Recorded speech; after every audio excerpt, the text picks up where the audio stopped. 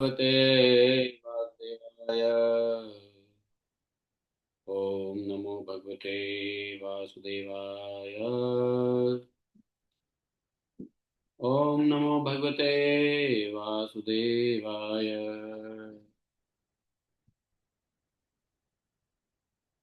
नारायणं नमस्कृत्यं नरं चैव नरोत्तमं देवीं सरस्वतीं व्यासं ततो जयमुदीरयेत्। नष्टप्रायस्वभद्रेषु नित्यं भागवत सेवया भगवतेरुत्तम श्लोके भक्तिः भवति नैष्ठकी।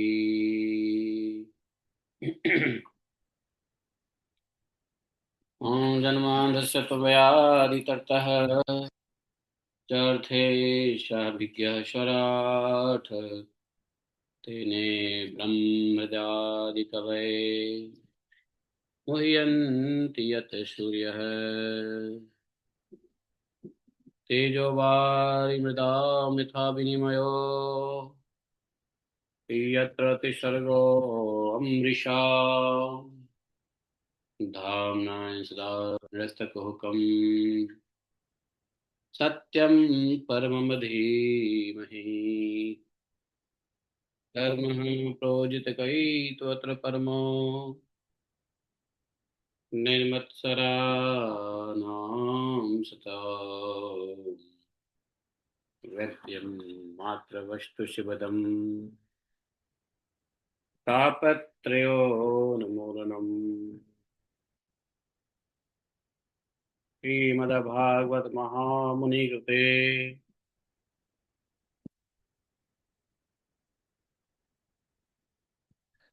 यो हृदयवदत्तकृतिभिः शुश्रोभिः तत्क्षणात् निगमकल्पतरोर्गलितं फलं सुखमुखादृतसंयुतं पिबत भागवतं रसमालयम् मुहुरहो रसिका भुवि भावुकाः। अहं सर्वस्य प्रभवो मत्तः सर्वं प्रवर्तते इति मत्त्वं भजन्ते मां बुधा भावा समन्विता मच्चित्ता मद्गतप्राणा बोधयन्तः परस्परं कथयन्तश्च मां नित्यं तुष्यन्ति च रमन्ति च।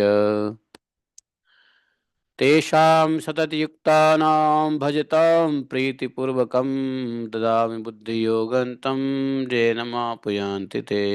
तेषामेवानुकम्पार्थम् अहम् अज्ञानजं तमः नाशात्मभावस्थो ज्ञानदीपेन भास्वता। अहमेवासमेवाग्रे नान्यत् सत् असत्परं पश्चादहं ते तस्य यवशिष्येत स्वस्मि अहम्। ऋतेऽर्थं यत् प्रतीयेत न प्रतीयेत च आत्मनि तद्विद्यादात्मनो मायां यथा भासो यथा तमः। यथा महान्ति भूतानि भूतेषु चावचेष्वनु प्रविष्ठान्यन्यप्रविष्ठानि तथा तेषु न तेष्वहम्। एतावदेव जिज्ञासं तत्त्वजिज्ञासुनात्मना अन्यव्यतिरेकाभ्यां यत् स्यात् सर्वत्र सर्वदा। हरे कृष्णा कृष्ण कृष्ण हरे हरे हरे राम राम राम हरे हरे। हरे कृष्णा कृष्ण कृष्ण हरे हरे हरे राम राम राम हरे हरे। बोलिए ग्रंथराज श्रीमद् भागवत महापुराण की जय। शिला व्यासदेव भगवान की जय। शिला सुखदेव गोस्वामी महाराज की जय। जय जय श्री राधे श्याम। हरे कृष्णा। तो हम लोग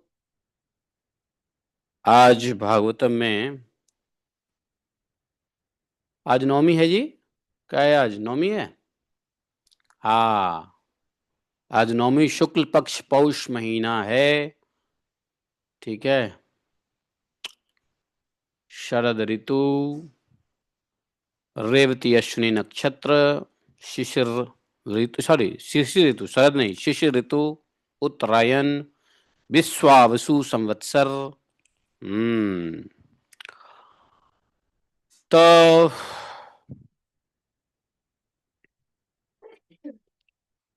कलयुग के 5126 साल बीत गए हैं।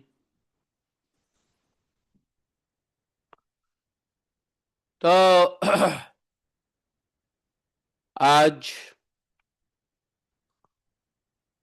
कथा में सुनेंगे किस प्रकार से श्रीमद् भागवत का श्रवण सिर्फ मनुष्य को ही नहीं बल्कि अधो योनि में पड़े हुए प्रेत को भी उद्धार कर दिया। और प्रेत कौन है? वही गोकर्ण महाराज के भाई। भाई तो नहीं है, सो कॉल्ड भाई है, कहने के लिए भाई है, भाई तो नहीं है। तो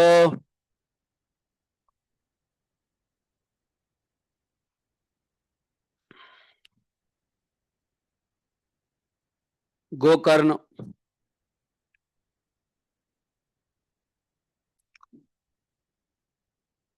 जब घूमते घूमते आए कहाँ पर?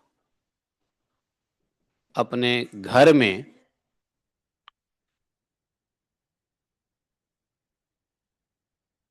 एवं भ्रमण स गोकर्णः स्वपुरं समुपेयवान् रात्रौ गृहाङ्गणे स्वस्तु आगतो अलक्षितः परै तत्र सुप्तं सविज्ञाय धनुर्धारी स्वबान्धवम्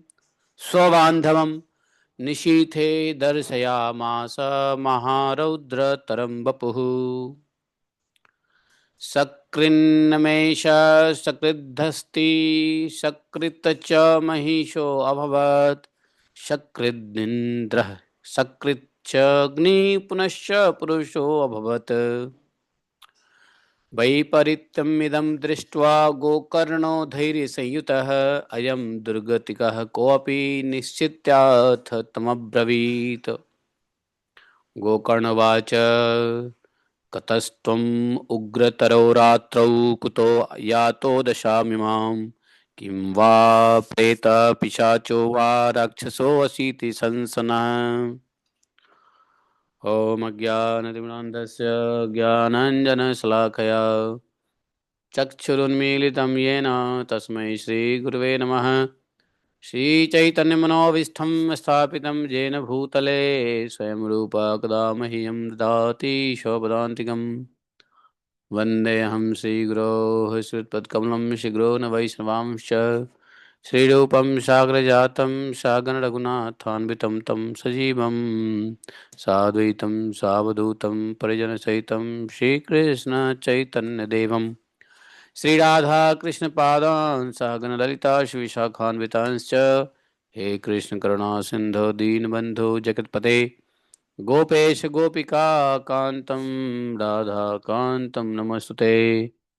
तप्त कांचन गौरांगी राधे वृंदावनेश्वरी वृषभानुसुते देवी प्रणमामि हरिप्रिये। वाञ्छाकल्पतरुभ्यश्च कृपा सिन्धुभयैव च पतितानां पावनेभ्यो वैष्णवेभ्यो नमो नमः।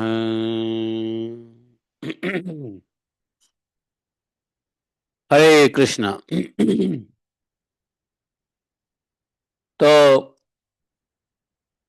देखिए, गोकर्ण जी घूमते घूमते घूमते घूमते आ गए अपने घर में, नगर में। और समय रात्रि का हो गया था। गोकर्ण जी सीधे अपने घर को गए। दूसरे की दृष्टि पड़ी नहीं कि गोकर्ण जी आए हैं।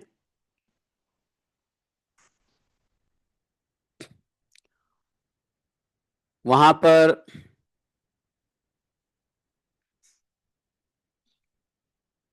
गोकर्ण ने क्या देखा कि उनके भाई सो रहे हैं।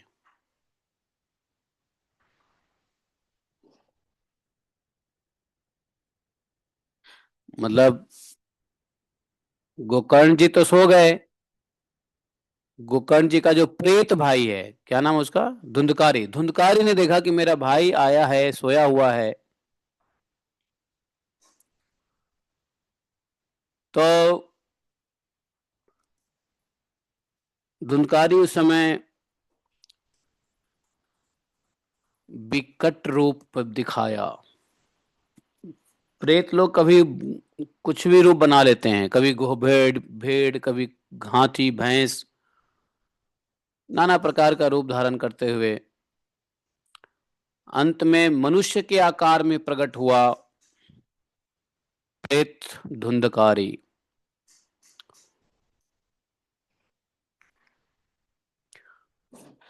महात्मा गोकर्ण को पता चल गया कि जरूर कोई न कोई दुर्गति को प्राप्त हुआ मनुष्य इस प्रकार से अपना छद्म भेष प्रकट कर रहा है।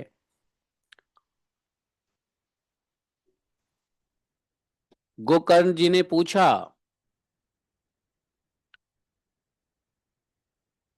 कौन हो तुम, और रात्रि के समय ऐसे भयानक रूप क्यों दिखा रहा है? तेरी यह दशा कैसे हुई, हमें बता तो सही। तू प्रेत है, पिशाच है, या अथवा कोई राक्षस ही है, कौन है? गोकर्ण जी के इस प्रकार पूछने पर वह बार बार जोर जोर से रोने लगा। बोलने की तो शक्ति थी नहीं, वह केवल इशारे इशारे में कुछ बोलने की कोशिश कर रहा था। गोकर्ण जी समझ गए कि भाई ये बोल नहीं सकता है, अधो योनि में पड़ा हुआ कोई आत्मा है। उन्होंने क्या किया, गोकर्ण जी, महात्मा गोकर्ण जी ने चुल्लू भर पानी अंजलि में अपने हाथ में जल लिया और उसके ऊपर छिड़क दिया। कुछ पाप का नाश हुआ और कुछ बोलने के लायक हुआ। प्रेत बोला, अहम भ्राता तदियो अस्मि धांधुका धुंधुका रीति नामतः। मैं तुम्हारा धुंधकारी नाम का भाई हूं। मैंने अपने ही दोष से अपना ब्राह्मणत्व नष्ट कर दिया। मेरे कुकर्मों की गिनती नहीं की जा सकती है भाई। मैं तो महान अज्ञान के चक्कर काट रहा था, इसी से मैंने लोगों की बड़ी हिंसा की। अज्ञान के चक्कर में, अज्ञानता के चक्कर में मैंने लोगों की हिंसा की। माँ बाप को मार पीट दिया, भगा दिया। मैंने बहुतों को लूटा पाटा, क्या नहीं किया। और अंत में मुझे उस वेश्या कुल्टिया कुल्टा स्त्रियों ने मुझे तरपा तरपा कर मार डाला। इसी से अब प्रेत योनि में पड़कर यह दुर्दशा भोग रहा हूं। अब दैववश कर्म फल का उदय होने से मैं केवल वायु भक्षण करके जी रहा हूं। वायु, सिर्फ हवा पी के जी रहा हूं। भाई तुम तो दया के समुद्र हो, अहो बंधो कृपा सिंधो, ऐसा कहा। कौन? धुंधकारी ने कहा, अहो बंधु कृपा सिंधु भ्रात्मा सुसमोचय। आप हमें इस प्रेत योनि से छुड़ाओ। मोचय, मोचन करो, छुड़ाओ। गोकर्णो वचनम श्रुत्वा तस्मै वाक्यम अथ ब्रवीत। गोकर्ण जी ने धुंधकारी की सारी बात सुनी। रो रहा था धुंधकारी, पाश्चाताप कर रहा था। शरीर रहते पाश्चाताप नहीं किया, शरीर छूटने, प्रेत बनने के बाद पाश्चाताप किया, बताओ। गोकर्ण ने कहा, अरे ऐसे कैसे हो गया? तदर्थम तू गया पिंडो मया दत्तो विधानतः तत्कथम नैव मुक्तो असि मया मम आश्चर्यम इदम महत्। मेरे लिए तो महान आश्चर्य है, तुम्हारी मुक्ति कैसे नहीं हुई भाई? मैंने तो तुम्हारे लिए गया जी में पिंडदान किया था। बड़े आश्चर्य की बात है, विधि पूर्वक किया था, जल्दी जल्दी में नहीं किया था, विधि पूर्वक किया था, ठीक ठाक किया था, गया जी में पिंडदान किया, और फिर भी तुम प्रेत योनि से मुक्ति नहीं, तुम्हें मुक्ति नहीं मिली। यदि गया श्राद्ध से भी यदि तुम्हारी मुक्ति नहीं हुई, तो अब इसका और कौन उपाय, और उपाय ही क्या है इसका, और क्या उपाय है? और कोई उपाय नहीं है। गया जी में जिसका श्राद्ध हो जाता है वह पाप योनि से मुक्त हो जाता है। हैं? बताओ। अच्छा सुनो, एक बात बताऊं, जो प्रेत योनि में होता है ना, वो प्रेत योनि में उसके पास कुछ शक्तियां भी रहती है। प्रेत योनि में प्रेत बहुत कुछ जानता है, लेकिन वह अपना उद्धार नहीं कर सकता, है कि नहीं? जैसे आजकल के डॉक्टर सब कुछ जानते हैं, लेकिन अपना उद्धार नहीं कर सकते हैं, अपना इलाज नहीं कर सकते हैं। तो ये प्रेत वाली पढ़ाई है। ये भूत प्रेत जो होते हैं ना, वो अपना उद्धार नहीं कर सकते, लेकिन उनको पता होता है उद्धार का कारण, उद्धार कैसे हो सकता है। स्वयं भगवान से नहीं प्राप्त, स्वयं भगवान को प्राप्त नहीं कर सकता, लेकिन प्रेत को पता है भगवत प्राप्ति कैसे होगी। हैं? प्रेत को सभी चीजों का, क्योंकि वो भी हवा में है ना, अदृश्य रहते हैं, तो अदृश्य प्राणी को देख सकते हैं। जैसे तुलसीदास जी को एक प्रेत ने ही हनुमान जी का दर्शन कराया है। प्रेत खुद की मुक्ति के लिए तुलसीदास जी के पास आया, उसके बदले में तुलसीदास जी ने कहा कि भाई मुझे अपने सीताराम जी का दर्शन करना है, आप करा सकते हो? तो बोला नहीं, मैं नहीं करा सकता, लेकिन तुम्हें जो करा सकता है उसका पता बताता हूँ, बताओ। आप जो कथा करते हो उसमें हनुमान जी आते हैं, यदि आप हनुमान जी को पहचान लो, उनके चरण शरण की सेवा कर लो, तो वो आपके ऊपर कृपा करेंगे। देखो, एक प्रेत ने आइडिया दिया है, एक प्रेत का आइडिया था, समझे?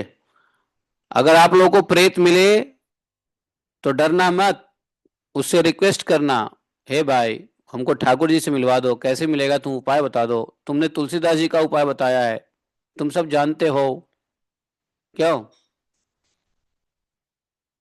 भगवान से मिलने का उपाय भी पूछोगे तो प्रेत बता देगा आपको, और जो कुछ भी चाहिए वो भी प्रेत बता देगा। कुछ चाहिए तो भी इच्छा पूर्ति कर देगा प्रेत, बदले में आपको प्रेत की इच्छा पूर्ति करनी पड़ेगी। हनुमान प्रसाद जी के पास ही प्रेत आया, बंबई में, समुद्र किनारे। हनुमान प्रसाद जी को कुछ सीक्रेट बताया, बदले में कहा कि मुझे उद्धार करो। हनुमान प्रसाद जी तुरंत उसके उद्धार के लिए चल पड़े, और हनुमान प्रसाद जी को भगवान की भक्ति प्राप्त हुई, भगवान साक्षात भगवान के दर्शन हुए हनुमान प्रसाद पोद्दार जी को। देखो, प्रेतों की बड़ी कृपा है संतों के ऊपर। है कि नहीं? तो प्रेत यदि मिले तो डरना नहीं, ठीक है? पता चले डर के भाग गए, नहीं, डरना मत, है कि नहीं? भजन करते रहना, और उसे पूछना क्या चाहिए तुम्हारी, हम क्या सेवा कर सकते हैं, और बदले में तुम हमारे साथ क्या करोगे? और कहेगा बदले में तुम जो कहो, तो बोल देना ठाकुर जी से मिलवा दो मुझे, चलो, मुझे नहीं मालूम ठाकुर। तो प्रेत अपने उद्धार के लिए कुछ भी करेगा, अक्ल बताएगा, समझे? गोकर्ण जी ने कहा, गोकर्ण जी ने प्रेत से पूछा, जो उसका भाई, गोकर्ण जी का भाई प्रेत था, पूछा, अरे गया के श्राद्ध से भी तुम्हारी मुक्ति नहीं हुई, तो अब कौन सा उपाय रह गया है जिससे तुम्हारी मुक्ति होगी, बताओ? कल हमने बताया था ना गया जी के श्राद्ध से भी मुक्ति यदि नहीं मिलती है, इसका मतलब गया जी कमजोर नहीं है, गया जी की महिमा उल्लंघन नहीं है, इसलिए मुक्ति नहीं मिली गया जी से, क्योंकि उनका भाई था ही नहीं, वो किसी और गोत्र में उत्पन्न हुआ था, उसकी मौसी का बेटा था। गोकर्ण जी को पता ही नहीं था कि वो किसी और गोत्र का है। वो अपना भाई समझ के अपना गोत्र नाम तो ले रहे थे धुंधकारी हैं, और गोत्र अपना बोल रहे थे। तो अपने गोत्र में धुंधकारी नाम का कोई व्यक्ति था ही नहीं, वो तो दूसरे गोत्र में था धुंधकारी नाम का गोत्र, इसलिए फायदा नहीं हुआ था।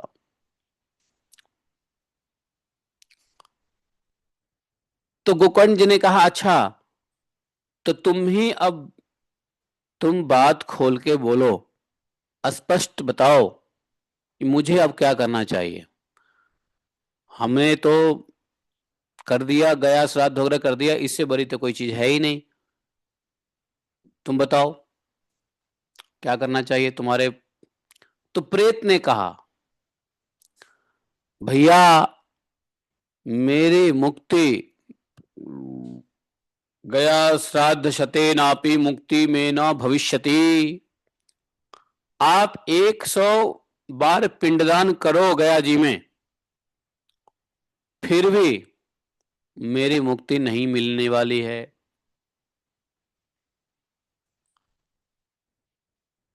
समझे?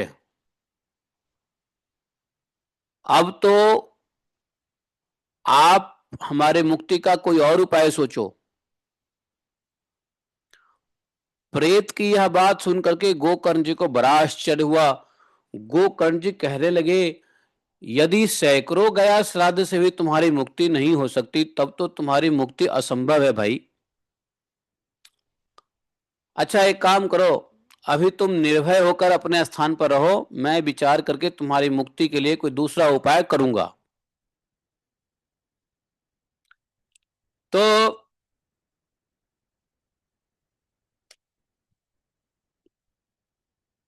गोकर्ण जी की आज्ञा पा करके धुंधकारी वहां से अपने स्थान पर चला गया।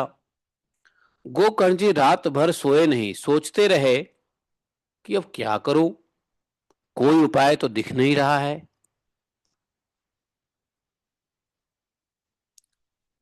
सुबह हुई, प्रातःकाल, गांव के लोग आए, सबको पता चला गोकर्ण जी आए हैं, साधु गोकर्ण जी आए हैं, सब प्रेम से मिलने आए। तब गोकर्ण जी ने रात में जो कुछ जिस प्रकार हुआ वह सबको सुना दिया। गोकर्ण जी से मिलने गांव के पंडित पुरोहित विद्वान योगी सब आए थे, वेदज्ञ सब आए थे, ज्ञानी बुद्धिमान सब आए थे मिलने के लिए। गोकर्ण जी महात्मा थे और तीर्थ यात्रा से आए थे, तो तीर्थ यात्रा से कोई आए तो मिलना चाहिए। तीर्थ यात्रा करके आए तो उसके दर्शन करने चाहिए, उसके चरण स्पर्श करना चाहिए, उसका थोड़ा संग करना चाहिए, कुछ कथा सुननी चाहिए। भाई आप कहाँ कहाँ घूमे, क्या क्या देखा, कैसा अनुभव रहा। समझे? तीर्थ यात्रा करके आए तो जरूर से मिलने जाओ उन व्यक्ति से जो तीर्थ यात्रा करके आए, आपको तीर्थ यात्रा का कुछ अंश पुण्य मिलने वाला है दर्शन से ही। तो गोकर्ण जी को मिलने आए। गोकर्ण जी ने सुनाया कि देखिए भाई ऐसी ऐसी वाली बात है, क्या करे, ये धुंधकारी भाई का कैसे कल्याण होगा। सभी ज्ञानी वेदज्ञ योग विद्वानी सब के सब शास्त्रों को उलट पलट कर देखा तो भी उसकी मुक्ति का उपाय नहीं मिला। सभी शास्त्रों में यही है कि गया में जी में जाओ पिंडदान करो, गया जी में जाओ। तब सबने सोचा कि चलो इस विषय में सूर्य नारायण की आराधना करें, सूर्य नारायण से जो आज्ञा मिलेगी वही करना चाहिए। गोकर्ण जी तपस्वी थे, महात्मा थे। गोकर्ण जी ने क्या किया, अपने तपोबल से सूर्य की गति को रोक दिया। और जानते हो गोकर्ण जी ने स्तुति किया है, गोकर्ण स्तंभनम चक्रे सूर्य वेगस्य वही तदा, स्तंभन कर दिया सूर्यदेव को। स्तंभन मतलब रोक देना। और कहा सूर्यदेव से, तुभ्यम नमो जगत साक्षिन ब्रूहि में मुक्ति हेतुकम। तत्श्रुत्वा दूरतः सूर्य स्फुटमित्यम अभ्यभाषत। अब सूर्य नारायण की गति रोक दिया तो सूर्य नारायण जब चलेंगे नहीं तो हाहाकार मच जाएगा। सूर्य नारायण से कहा, आप सारे संसार के साक्षी हैं, मैं आपको नमस्कार करता हूं, आप मुझे कृपया कर धुंधकारी के मुक्ति का साधन बताइए। गोकर्ण की यह प्रार्थना सुन करके सूर्यदेव ने दूर से ही स्पष्ट शब्दों में कहा। क्या कहा मालूम है?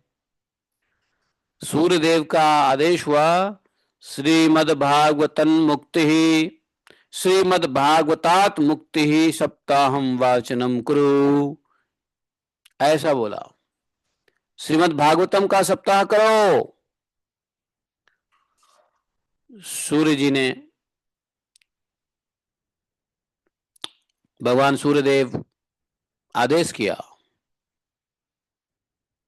बोले कि यही साधन बहुत सरल है और निष्ठा प्रयत्न पूर्वक इसी को करो। सूर्य भगवान को गोकर्ण जी जाने दिया। गोकर्ण जी भी उसी के अनुसार जैसे सूर्यदेव ने कहा कथा सुनाने के लिए तैयार हो गए। अब यहाँ श्रीमद् भागवत की कथा सुनाने के लिए तैयार हो गए।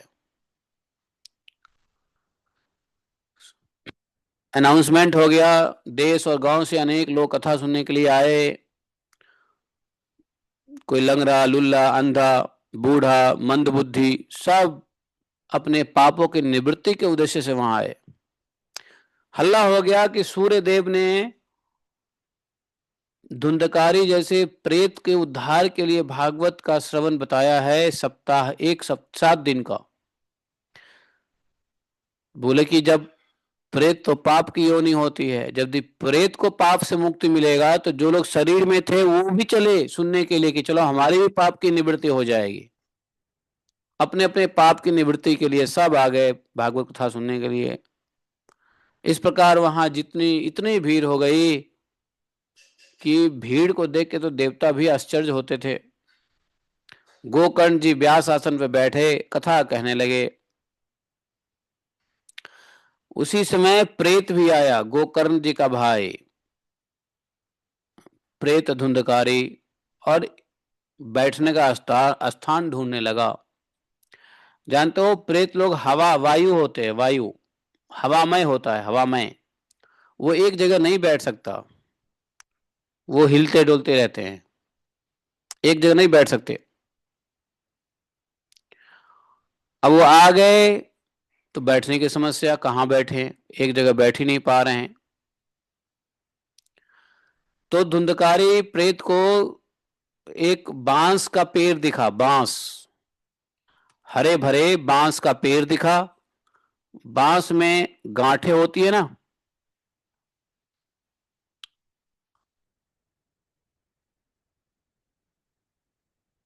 वो बांस का पेड़ नहीं था बल्कि बांस का पेड़ से कटा हुआ, क्या बोलोगे उसको, हाँ बांस का क्या बोलते हो, कहीं कहीं, हाँ बांस का, हाँ हाँ हाँ वो डंडा, हाँ बांस का लकड़ी, तो बांस की लकड़ी, बांस का डंडा कह लो, तो बांस का खंभा कह लो। उसमें 7 गांठें थी। उसके ऊपर उसकी नजर पड़ी। उसी के नीचे के छिद्र में घुसकर वह कथा सुनने के लिए बैठ गया। देखो बांस के ऊपर भूत प्रेत खूब रहते हैं। हमारे गांव में नेटिव प्लेस में बांस की जहाँ पे है ना, वहां पे कहते मत जाओ भूत हो रहता है। वास्तव में बांस के में छुपे रहते हैं, ये भूत प्रेत बांसों में छुपे रहते हैं। गांव में ऐसा होता है, समझे। हमारे यहाँ बांस में भूत छुपे रहते हैं, केरला में वो नारियल के पेड़ में भूत छुपे रहते हैं, क्योंकि वहां नारियल का पेड़ केरला में नारियल के पेड़ है, इसलिए वहां छुपे रहते हैं भूत। हमारे यहाँ नारियल के पेड़ नहीं है, यहाँ पे बेचारे केरला के भूत शांत होते हैं क्योंकि नारियल से बेचारे वो नारियल पानी पीते रहते हैं, थोड़ा सा कुछ बिगाड़ते नहीं है। और हमारे यहाँ का भूत को कुछ मिलता नहीं है बांस के पेड़ से, उल्टा लोग काट देते हैं, उसको भगा देते हैं।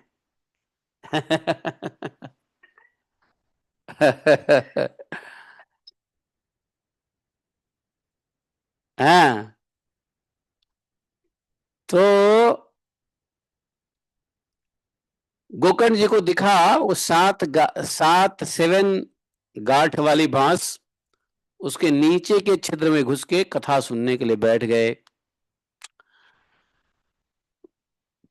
वायु रूप में होने के कारण बैठ नहीं सकते थे ना, इसलिए बांस में घुस गए।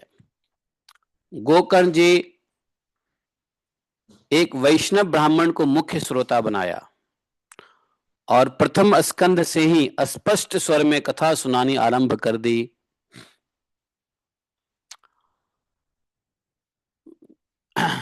सायंकाल में जब कथा को विश्राम दिया गया, इसका मतलब कथा सुबह से चली शाम तक, शाम को कथा जब, वास्तव में भागवत कथा ऐसी होती है सुबह से शाम तक, ये तो टाइम पास है, 2 घंटे 3 घंटे 4 घंटे। ये सप्ताह जो होता है ना तो सुबह से शाम तक होता है। अब सप्ताह में भी लोग बाग 3 घंटे 4 घंटे करते हैं तो ये कोई कथा नहीं होता है। भागवत सप्ताह का मतलब सुबह से शाम तक कथा कहते रहो, है ना। आजकल क्या होता है कथा के नाम पे, 3 घंटे बोल दिया जी कथा हो गया। हाँ हमने की थी, हमने हमने ऐसे की थी, यस। तो अब क्या हुआ,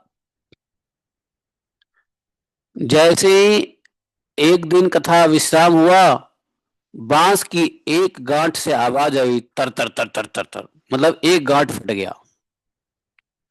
फिर इस प्रकार दूसरे दिन सायंकाल में दूसरी गांठ फट गई।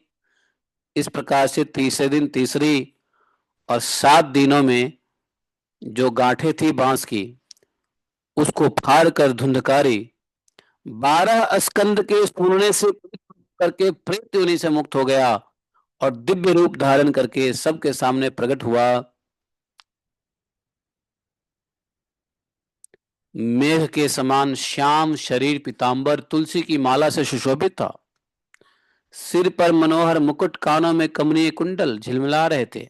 बताओ कहाँ प्रेत पाप से निवृत्त होके भगवत स्वरूप हो गया, दिव्य शरीर में वो आया। उसने तुरंत अपने भाई गोकर्ण को प्रणाम करके कहा, क्या कहा, कहा भाई तुमने कृपा करके मुझे प्रेत योनि की यातनाओं से मुक्त कर दिया। Bro, thank you very much. ऐसा ही कुछ आजकल के भाषा में कहेगा गोकर्ण, नहीं मतलब धुंधकारी नहीं। भाई तुमने कृपा करके मुझे प्रेत होने की यातनाओं से मुक्त कर दिया, thank you very much bro, है ना। धन्या भागवती वार्ता प्रेत पीड़ा विनाशिनी, सप्ताहो अपि तथा धन्य कृष्ण लोक फलप्रद, कंपन्ते सर्व पापानि सप्ताह श्रवणे स्थिते, अस्माकं प्रलयं सद्य कथा चेयं करिष्यति। बोले यह प्रेत पीड़ा का नाश करने वाली श्रीमद् भागवत की कथा धन्य है, धन्य है।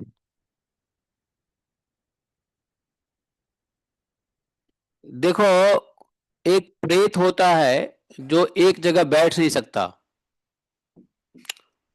उसके पास शरीर नहीं होता है। लेकिन कुछ प्रेत लोग होते हैं जो शरीर में रहते हुए भी एक जगह नहीं बैठ सकते, घूमते रहते हैं यहाँ वहां दाएं बाएं, है कि नहीं। घूमते रहते हैं घूमते रहते हैं, आज यहाँ जाना है वहां जाना है, आज ये करना है वो करता है। ये ज्यादा घूमता कौन है, प्रेत। साधक मनुष्य तो कभी कभी कहीं घूम लिया हो गया, लेकिन खूब घूमना प्रेतों का काम है, जानते हो। जो व्यक्ति खूब घूमने का काम है और वो भगवान की भक्ति नहीं किया तो मरने के बाद प्रेत बनता है। क्यों? क्योंकि उसने खूब घुमा है हवा में, है कि नहीं? इसलिए भगवत भक्ति जरूरी है। हवा में घूमना, उड़ते रहना, चलते रहना, फिरते रहना, एक जगह टिकना नहीं। स्थिरित तत्वानी, स्थिरता नहीं है शरीर में, ये प्रेत के लक्षण है। तो चाहे शरीर में प्रेत हो या शरीर के बिना प्रेत हो, सबका इलाज क्या है?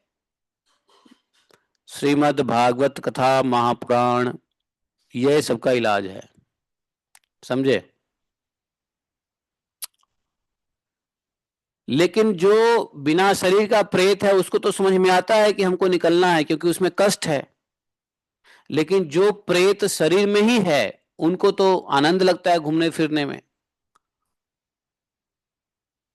तो उनको इस बात का महत्व नहीं दिखता है। आप कहोगे भागवतम सुन लो, समय नहीं है, टाइम नहीं मिलता, काम करना है, यहाँ जाना है, वहां जाना है, फलाना ढिमकाना, तो आने जाने के बहाने जो कथा कहते हैं नहीं सुनने का समय मिलता, तो समझो प्रेत शरीर में ही प्रेत है। शरीर के प्रेत को इस शरीर में भोग मिलता है इसलिए उसको महत्व नहीं पता चलता। लेकिन जिस प्रेत के पास शरीर नहीं होते हैं उसको बड़ा कष्ट मिलता है, इसलिए भागवतम का उसको इंपॉर्टेंस पता है। प्रभुपाद जी इलाहाबाद में थे, प्रयागराज। प्रभुपाद जी के घर में प्रेत रहता था। प्रेत को पता चल गया, तो साधु हैं, भागवतम लिख रहे हैं, गीता की कमेंट्री लिख रहे हैं, हमारा उद्धार करेंगे। प्रभुपाद जी के पास प्रेत आ गया। प्रभुपाद जी ने उसको एक माला महामंत्र सुना करके उद्धार किया, चला गया वो। भक्ति विनोद ठाकुर महाराज ने भूत प्रेत को उद्धार किया।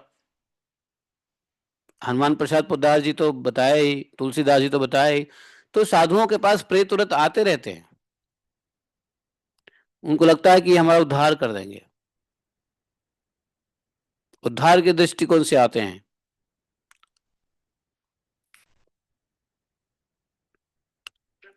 जो लंदन में मैंने और जो इन्होंने किया था स्टेट, उसमें भी बहुत प्रेत थे। हाँ हाँ,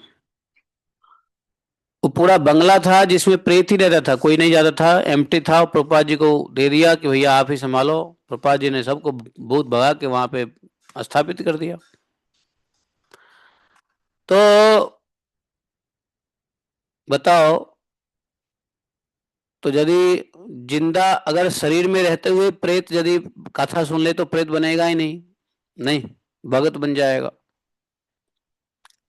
तो इसलिए ज्यादा घूमना फिरना नहीं चाहिए, एक जगह स्थिर रहो, कथा सुनो, भक्ति के अंगों का पालन करो, भजन करो, भगवान की सेवा करो, और कभी कभार जाया करो धाम, इधर उधर मत जाओ। तो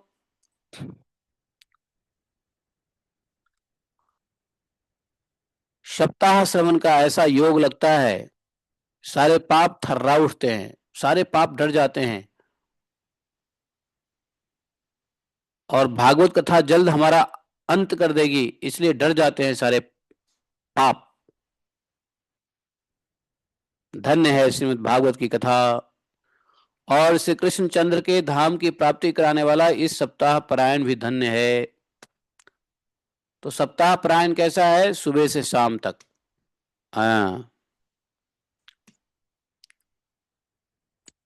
जिस प्रकार आग गीली सूखी छोटी बड़ी सब तरह की लकड़ियों को जला डालती है, उसी प्रकार भागवत कथा श्रवण कैसा भी पाप क्यों न हो, नया पुराना कर्म के मन से वचन से किसी भी प्रकार का पाप क्यों न हो, सब भस्म कर देता है। विद्वानों ने देवताओं की सभा में कहा है कि जो लोग इस भारत वर्ष में श्रीमद् भागवत की कथा नहीं सुनते हैं उसका जन्म बेकार है, यूजलेस है। भारत वर्ष में भारतवर्ष के अलावा श्रीमद् भागवत की कथा किसी को सुलभ नहीं है, भारतवर्ष में सुलभ है। यदि इस शरीर को लालन पालन करके हृष्ट पुष्ट कल भी बलवान बना भी लिया जाए, हैं, तो भी श्रीमद् भागवत की कथा सुने बिना क्या लाभ। अस्थियां शरीर का क्या है, आधार स्तंभ है, नस नाड़ी रूप रस्सी से बंधा हुआ है, इसके ऊपर मांस रक्त के थोपड़ चम चमड़ा से मढ़ दिया गया है। शरीर के प्रत्येक अंग से दुर्गंध आती है, क्योंकि है तो मलमूत्र का भांड ही, पिंड ही, मलमूत्र का बैग है शरीर। वृद्धावस्था में शोक के कारण दुखमय ही है।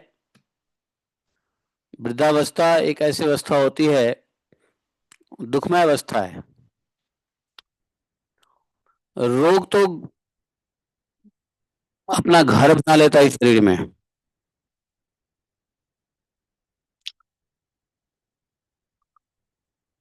दुखमय शरीर बताया है, क्यों? इस शरीर में दो चीजें, बुढ़ापा और शोक, इन दो चीजों से शरीर नेट टू नेट कष्टमय ही रहता है, दुखमय ही रहता है।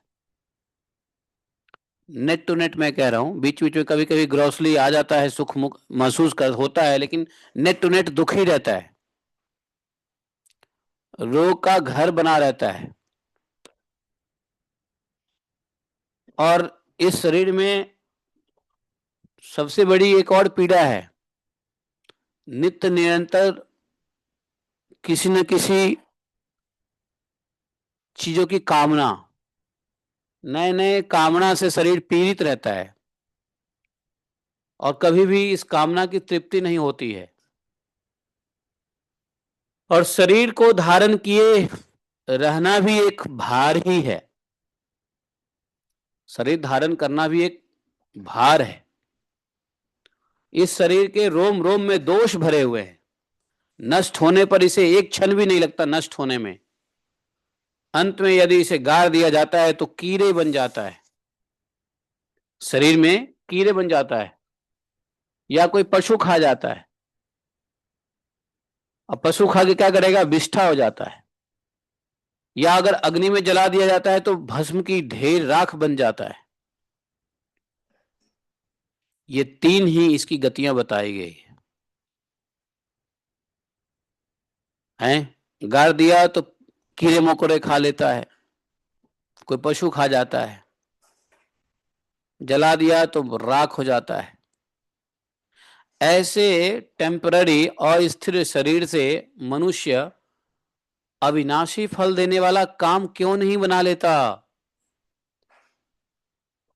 अविनाशी फल देने वाला काम क्यों नहीं बना लेता? अविनाशी फल देने मतलब भगवान की भजन भक्ति क्यों नहीं कर लेता?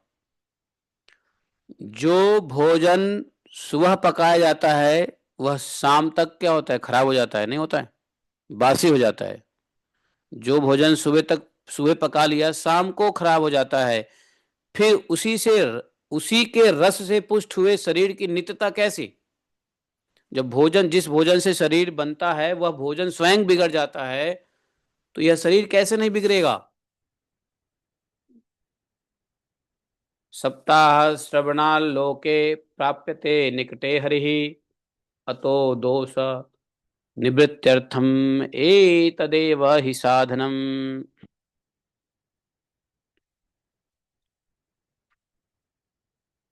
देखो, शरीर की बात किया कि शरीर में थोड़े से दर्द होना शुरू हो गए, ऐसा शरीर है। तो बोले ऐसे अनित्य शरीर से क्यों नहीं भगवान का भजन करने में ही टाइम बिताया जाए। बुद्बुदा इव इतोषु मसका इव जंतुषु जायन्ते मारणा यैव कथा श्रवण विवर्जिता।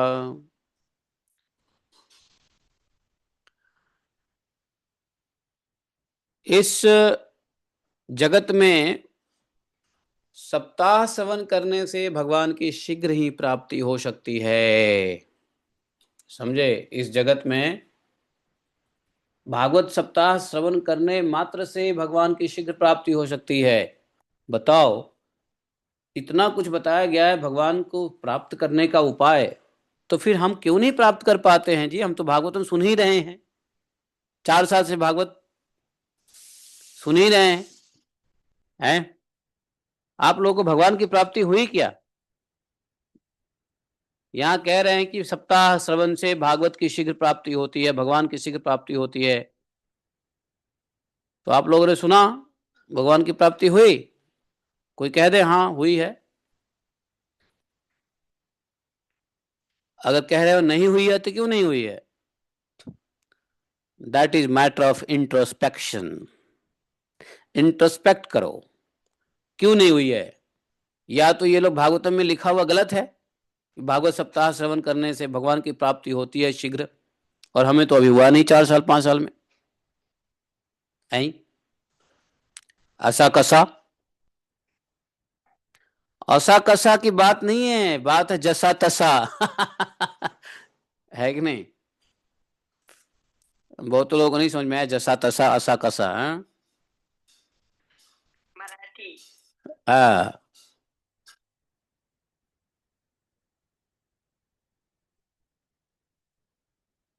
आप लोग पूछोगे हमको भगवान की प्राप्ति हुई है? पूछो पूछो, हमको हुई है क्या? पूछो। चलो मान लो आप लोगों ने ठीक से नहीं सुना होगा, हमने तो ठीक से कई बार भागवतम सुना भी है, सप्ताह किया भी है, तो प्राप्त हुई कि नहीं हुई? ऐसा प्रश्न। हाँ, ऐसा आपको विश्वास है कि हुई होगी? हाँ सर, टोटल 100% हुई है आपकी। हाँ हुई है, सत्य में हुई है। और पूछो भगवान की प्राप्ति कहाँ हुई है, वही बता दूं। उड़पी में। उडुपी में। देखो ये पुराने, ये हमारे पुराने भागवत के साथी हैं, उनको पता है। सीक्रेट सब हमको पता है। हाँ, उडुपी में हुई है भगवान की प्राप्ति। कहाँ गायब थी? अरे महाराज जी, इधर उधर सब जगह में मैं प्रेजेंट थी। हाँ, ये प्रेत की तरह घूम रही थी।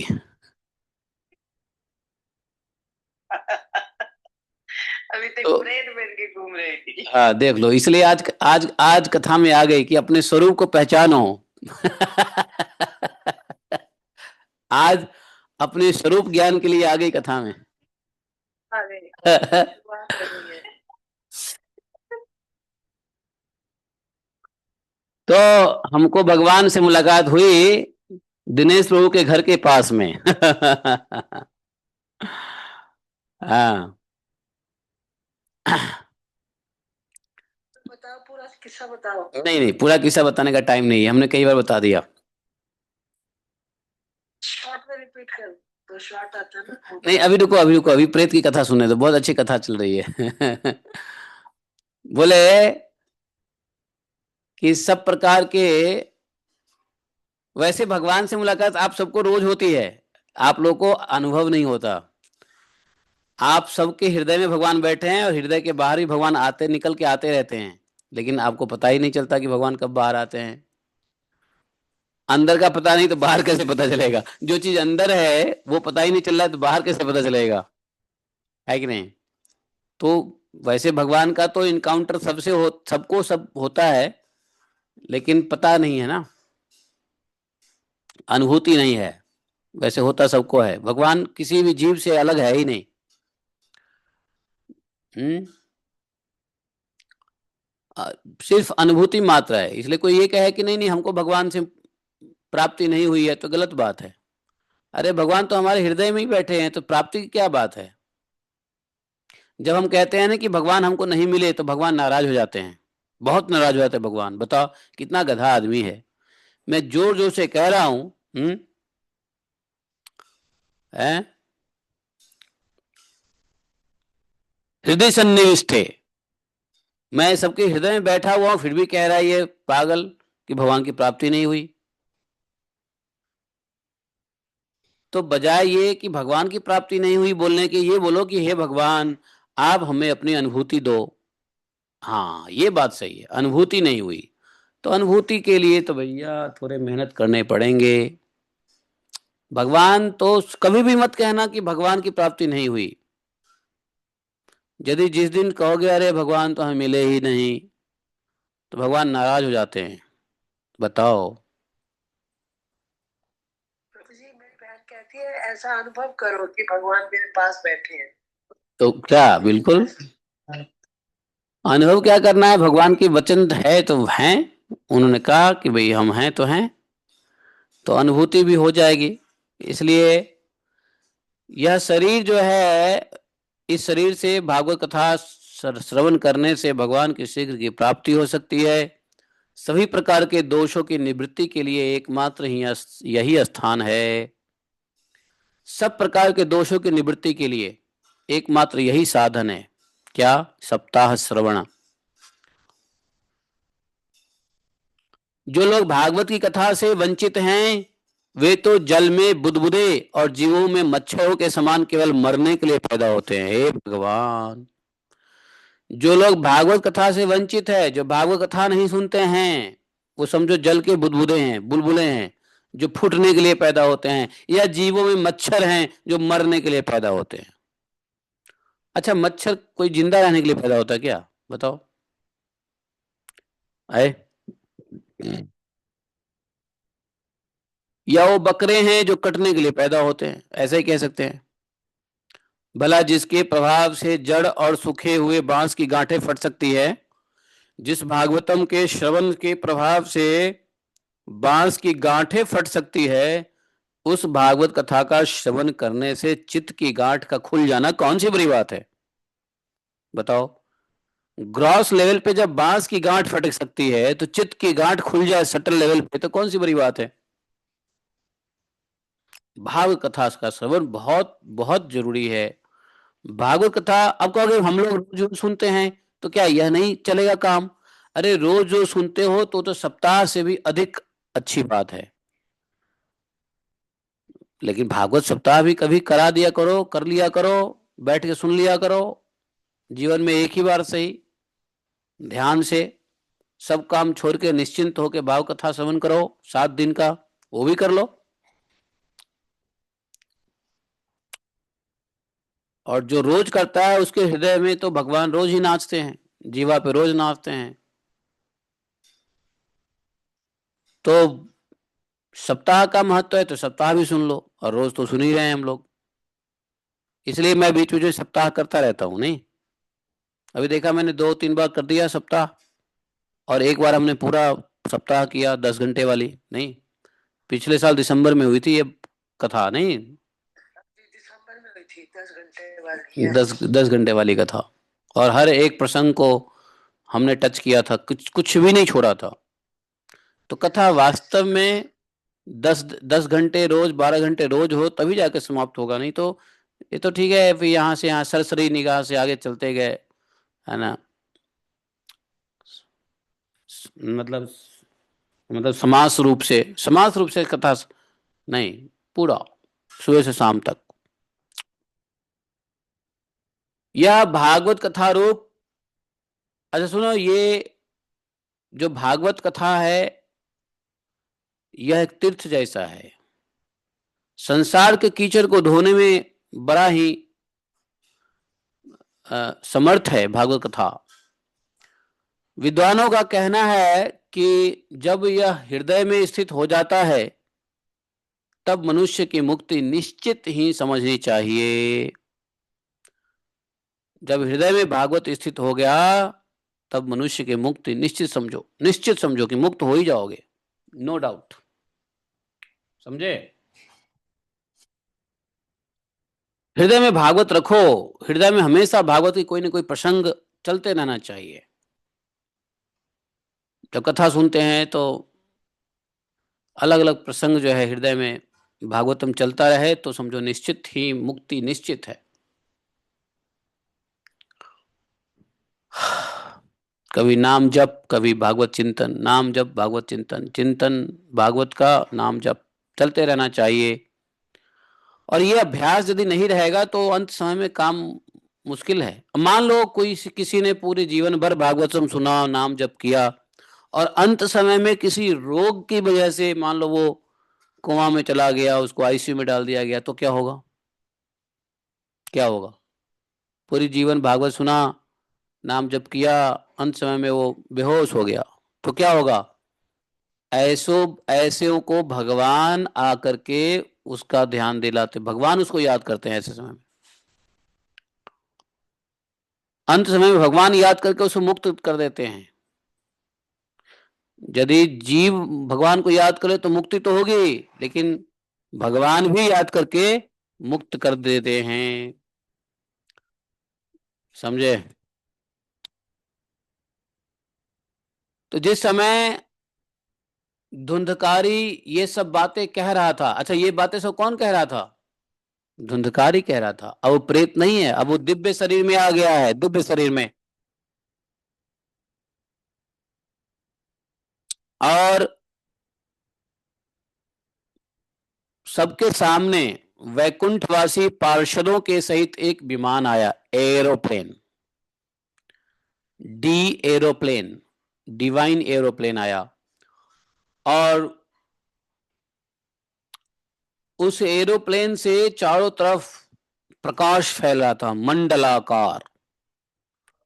सब लोगों के सामने ही धुंधकारी उस विमान पर चढ़ गया। तब उस विमान पर आए हुए पार्षदों को देखकर उनसे गोकर्ण ने एक बात कही। गोकर्ण ने क्या कहा? अत्रैव बहवः सन्ति श्रोतारो मम निर्बलाः आनीतानि विमानानि न तेषां युगपत् कुतः।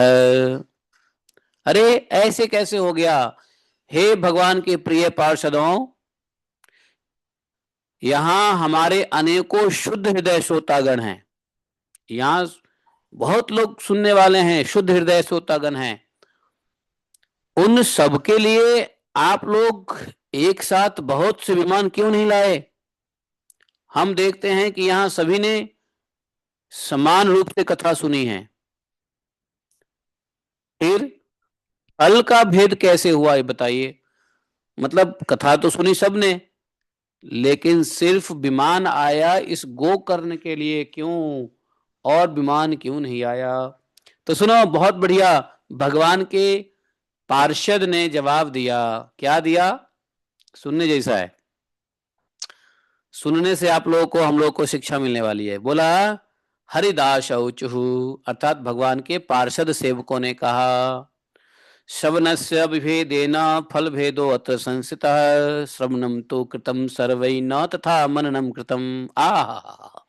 सुनो, कहा कि महाराज फल भेद का कारण आप सुनिए। फल भेद सुनने से नहीं होता है, इनके श्रवण का भेद ही है फल भेद। यह बात ठीक आपने कहा है कि सबने कथा तो एक जैसे सुने हैं, किंतु मनन सबका एक जैसा नहीं हुआ है। जैसे इस प्रेत ने मनन किया, वैसे मनन किसी ने नहीं किया। ये मनन की वजह से एक साथ भजन करने पर भी फल में भेद हो गया।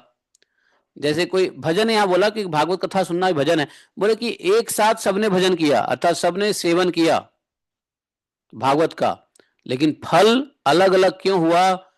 क्योंकि मनन नहीं किया। इन लोगों ने सिर्फ सुना, मनन नहीं किया। प्रेत ने सुना लेकिन मनन किया। इस प्रेत ने 7 दिन तक पहला तो बिना भोजन करके श्रवण किया, निराहार। और जो बातें सुनता था भागवतम में, स्थिर चित्त से या खूब मनन निधि ध्यासन भी करता रहता था। इसलिए भागवतम को सुनने ही से काम नहीं चलेगा, मनन और निधि ध्यासन भी करना पड़ेगा। निधि ध्यासन। तो भागवतम सुनने के बाद सायंकाल तक मनन करो, सोने से पहले कम से कम एक बार मनन करके सो कि आज हमने क्या सुना था भागवतम में, आज हमने भगवान की ऐसी कौन सी ग्लोरी सुनी, भगवान की ऐसी कौन सी प्रसंग सुने, भगवान की लीला का प्रसंग कौन सा सुना। यह सायंकाल सोने से पहले जरूर विचार करके सो जाओ। दिन में भी समय मिले तो विचार करो कि आज भागवतम हमने क्या सुना, बजाय उल्टे पुल्टे विचार करने के। तो मनन, श्रवण के बाद मनन, अब मनन के बाद निधि ध्यान भी करते रहना पड़ेगा। अच्छा, कैसे पता चलेगा कि आपका निधि ध्यान सिद्ध हो गया? देखो, जब आपने कथा सुनी, कथा सुन करके आपने उसको रिकॉल किया, आफ्टरनून और मे बी इवनिंग और मे बी नाइट में आपने उसको मनन करके रिकॉल किया। हृदय में जब स्पंदन हो रहा हो, हृदय में कुछ आनंद की अनुभूति हो रहा हो, तो समझो निधि ध्यान हो रहा है। कथा श्रवण से, कथा में सीखी हुई विषय वस्तु से जब हृदय में आनंद की लहर फैले, दिल हल्का लगे, खुश लगे, प्रसन्न लगे, आह क्या क्या क्या कथा थी, मजा आ गया भगवान की इस कथा में, आज की कथा में तो आनंद ही आ गया, समझो आपका निधि ध्यान हो गया। हृदय प्रसन्न हुआ, वाह वाह हो गया, और हृदय से कल कथा सुनने की इच्छा जागृत और हो गई, नित्य प्रति कथा सुनने की और ज्यादा प्यास पपीहा बढ़ता रहे, समझो निधि ध्यान हो गया। समझे? लेकिन हमने कथा सुनी, मनन भी किया, लेकिन कल कथा सुनने की लोभ लालच नहीं हो रहा है, तो समझो निधि ध्यान के स्तर तक नहीं पहुंचे। यहां पे इस धुंधकारी प्रेत ने कथा सुना भी, कथा के बाद मनन करता रहा रात भर, और अगले दिन की कथा के लिए वो बिल्कुल समझो कि पपीहा की तरह कथा का इंतजार करता रहा। पपीहा जैसे वर्षा के जल का इंतजार करता है, वैसे ही वो इंतजार करता रहा कि कब का सूर्योदय होगा, गोकर्ण महाराज कथा सुनावेंगे। ये निधि ध्यान भी करता रहता था, ऐसा बताया। तो निधि ध्यान कथा सुने तो कान से, श्रवणम श्रोत्र इंद्रिय से होता है, मनन मन से होता है, निधि ध्यान हृदय से होता है। देखा, एंट्री कान से हुआ, प्रोसेसिंग मन से हुआ, और कल्चरिंग हृदय में हो गया। हृदय में भागवतम का दही जम गया, निधि ध्यान हो गया। समझे? जो ज्ञान दृढ़ नहीं होता व्यर्थ हो जाता है। सुनने के बाद यदि मनन नहीं किया, हृदय में निधि ध्यान नहीं किया, तो बेकार हो जाता है ज्ञान, व्यर्थ हो जाता है। ज्ञान को दृढ़ करना है। इसको रमेश बाबा महाराज अपने लेक्चर में कहते थे कि प्रगल्फ करो, प्रगल्फ। प्रगल्फ एक गल्फ होता है, प्रगल्फ। गल्फ समझते हो क्या होता है? What is gulf? नहीं, यू डोंट अंडरस्टैंड। गल्फ नहीं समझते हो क्या होता है गल्फ? अरे कहते हैं पानी से ऐसा, हैं?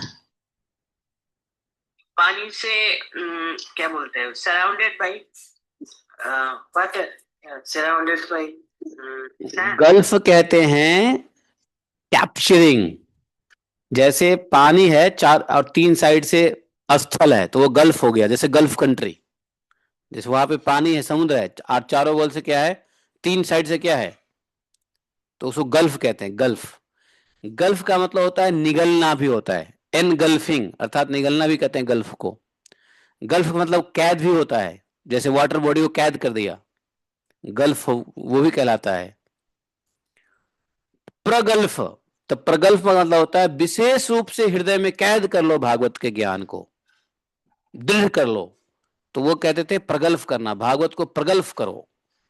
भागवतम प्रगल्भ करोगे, भक्ति प्रगल्भ हो जाएगी, कैद हो जाएगी, आपके हृदय में कैद हो जाता है। तो ज्ञान को दृढ़, तो ये दूतों ने कहा जो ज्ञान को दृढ़ नहीं करता है व्यर्थ हो जाता है। इसी प्रकार ध्यान न देके सुनने का, संदेह से मंत्र का, और चित्त के इधर उधर भटकते रहने से जप का कोई फल नहीं होता। अगर चित्त इधर उधर भटका रहे हो, तो भटकते हुए चित्त में जप का कोई फल नहीं होता। यदि कोई मंत्र के ऊपर डाउट है तो मंत्र कितना भी जप करो कोई फल नहीं देगा। और ध्यान से नहीं सुनने से सुनने का फल नहीं होगा। अब बताओ, भागवतम सुन रहे हैं लेकिन भगवान की अनुभूति नहीं हो रही है, तो मतलब क्या है? कहीं श्रवण में दिक्कत है। श्रवण में दिक्कत नहीं है तो मनन में प्रॉब्लम है, मनन में प्रॉब्लम नहीं है तो निधिध्यासन नहीं हुई है। लेकिन मनन होगा तो निधिध्यासन अपने आप होता है। बोले वैष्णव विहीन देश, जिस देश में कोई वैष्णव नहीं, अपात्र को कराया हुआ श्राद्ध का भोजन। मान लो कोई व्यक्ति अपात्र है, कुपात्र है, चलो कुपात्र नहीं है लेकिन अपात्र है, अधिकारी नहीं है, फिर भी उसको श्राद्ध का भोजन करा दिया। अश्रोत्रिय को दिया हुआ दान और आचारहीन कुल, इन सब का नाश हो जाता है। समझे? वैष्णव विहीन देश का नाश हो जाता है। हाँ, और इनएलिजिबल को भोजन कराने से श्राद्ध का नाश हो जाता है। और अश्रोत्रियों को दान, अर्थात ब्राह्मण नहीं है कोई और है, उसको दान दे दिया और तो वो दान का नाश हो जाता है। और जिस कुल में आचार नहीं है वो कुल का नाश हो जाता है, ऐसा बोला उन्होंने। वैष्णवहीन देश, इसलिए जिस देश में वैष्णव है देश का नाश हो जाता है। गुरु वचनों में विश्वास, दीनता का अभाव, मन के दोषों पर विजय और कथा में चित्त की एकाग्रता, इस नियमों का यदि पालन किया जाए तो सुनने का यथार्थ फल मिलता है। अब बोले महाराज श्रवण का फल कैसे मिलेगा फिर? तो बोले कि सबसे पहली बात, जिस व्यक्ति से सुनते हो उसमें विश्वास होना चाहिए। गुरु वचनों में विश्वास, या जिसको गुरु मानते हो उसी का सुनो, या जिसका सुनते हो उसमें गुरु बुद्धि रख के सुनो। तो बोला गुरु वचनों में विश्वास। और दीनता का भाव, दीनता नहीं है, अरे हम तो ऐसे ही हैं, जैसे तैसे सुन लेंगे, दीनहीनता नहीं है।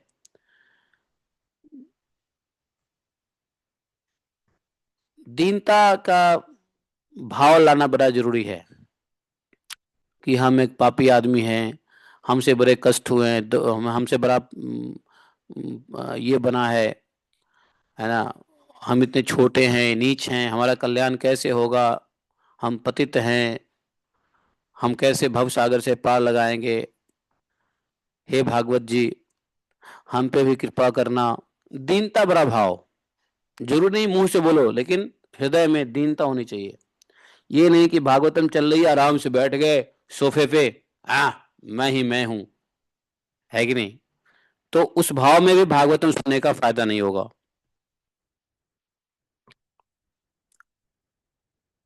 मन के दोष पर विजय प्राप्त करना करके मन के दोषों पर विजय प्राप्त करके सुनना पड़ेगा भागवत। बोले मन के दोष क्या है? अब ये बात तो नहीं बताया है डिटेल में, लेकिन हम लोग थोड़ा मंथन विचार कर सकते हैं कि मन का दोष क्या है। तो मन के दोष हैं कि मन हमेशा लुसफुसाता है, लालच है, लालच सबसे पहला है ना, मन का दोष है। मन की अस्थिरता, यह मन का दोष है ना, मन भटकना, मन नहीं लगना, मन जो है कहीं और खासकर भागवतम सुन रहे हैं और मन कहीं और चल रहा है। आज बच्चे स्कूल गए कि नहीं गए, बच्चे को टिफिन में दिया कि नहीं दिया, भागवतम सुन रहे हैं और पता चला अरे सास बहू की कहानी चल रही है। भागवतम सुन रहे हैं, तो मन का एकाग्रता नहीं होना बहुत बड़ा दोष है। तो भागवतम सुन रहे हैं तो कथा एकदम सामने, मन मन ये कहे कि अच्छा अब इसके बाद क्या हुआ, अब इसके बाद क्या हुआ, अब तो इसमें कथा सुनते वक्त नींद भी नहीं आती है। लेकिन मन जब कहीं और चलने लग जाता है, कथा में नहीं रहता है, तो वहां नींद आती है, और फिर क्या होता है, दोषयुक्त हो जाता है मन। तो मन का सो जाना कथा में भी दोष है, मन भटकना भी दोष है, मन नहीं लगना भी दोष है, मन भट है ना, बार बार मन इधर उधर देखने की इच्छा करता है, वो भी दोष है। तो ऐसे दोषयुक्त मन पर विजय प्राप्त करके कथा सुननी पड़ेगी, और चित्त की एकाग्रता भी होनी चाहिए, इत्यादि इत्यादि नियमों का भी पालन किया जाए तो कथा का श्रवण फल बहुत मिलता है। यदि सुनने वाला फिर से श्रीमद् भागवत की कथा सुने तो निश्चय ही सबको वैकुंठ की प्राप्ति होगी। अच्छा, और सुनिए गोकर्ण जी, आपको तो भगवान स्वयं आकर गोलोक धाम में ले जाएंगे। ऐसा कहकर पार्षद हरि कीर्तन करते वैकुंठ धाम को चले गए। बाकी क्यों तो हम आकर के ले जाएंगे, हम पार्षद आपको, गोकर्ण जी के लिए बोले कि आपको तो स्वयं हरि आके ले जाएंगे। श्रावण का महीना आ गया, गोकर्ण जी ने फिर से सप्ताह क्रम से भागवत की कथा सुनाना शुरू किया, और फिर से सभी ने सुना।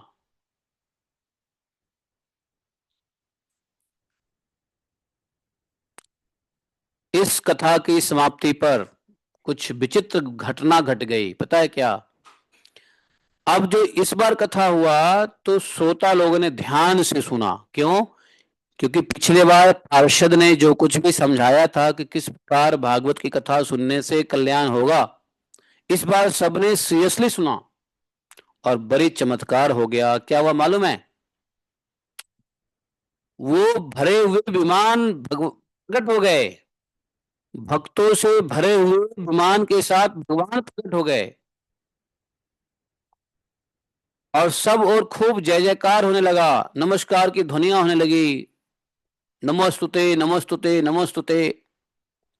भगवान स्वयं प्रसन्न होकर के अपना पांचजन्य शंख की ध्वनि करने लगे, गोकर्ण को हृदय से लगाकर अपने ही समान बना लिया, और क्षण भर में ही जितने भी सुनने वाले श्रोता थे, सबका शरीर मेघ के समान श्याम वर्ण, रेशमी पीताम्बरी, और सबके सर पे मुकुट, और सबके कान आदि में कुंडल आदि आभूषण से विभूषित। उस गांव में कुत्ते चंडाल तक जितने भी जीव थे, सब गोकर्ण जी के कृपा से विमान पर चढ़ गए। जहां योगी लोग जाते हैं उस भगवत धाम में सबको भेज दिए गए। इस प्रकार भक्त वत्सल भगवान श्री कृष्ण कथा श्रवण से प्रसन्न होकर गोकर्ण जी को साथ ले अपने ग्वाल वालों के प्रिय गोलोक धाम में चले गए। भगवान ने गोकर्ण जी को गोलोक धाम में ले गए, और पहले जैसे अयोध्यावासी भगवान श्री राम के साथ साकेत धाम सिधारे थे, उसी प्रकार भगवान श्री कृष्ण उन सबको योगियों के लिए भी दुर्लभ जो गोलोक धाम है वहां ले गए, जिस लोक में सूर्य चंद्रमा और सिद्धों की भी कोई गति ही नहीं हो सकती है, उसमें वे भागवत श्रवण करने चले गए। अच्छा, गोलोक धाम में भी भागवत कथा चलता रहता है, गोलोक धाम में भी भागवत कथा चलता रहता है। ये बात जीव गोस्वामी ने लिखा है, मधुकंठ स्निग्धकंठ कथा करते रहते हैं गोलोक धाम में, वहां उन लोगों ने कथा श्रवण के लिए चल दिए। अब ये बात पता नहीं है कि ऑनलाइन कथा सुनने वालों के लिए विमान आएगा कि नहीं आएगा, भगवान जाने, लेकिन सामने कथा सुनने से आता है विमान, ऐसा कहते हैं। समझे?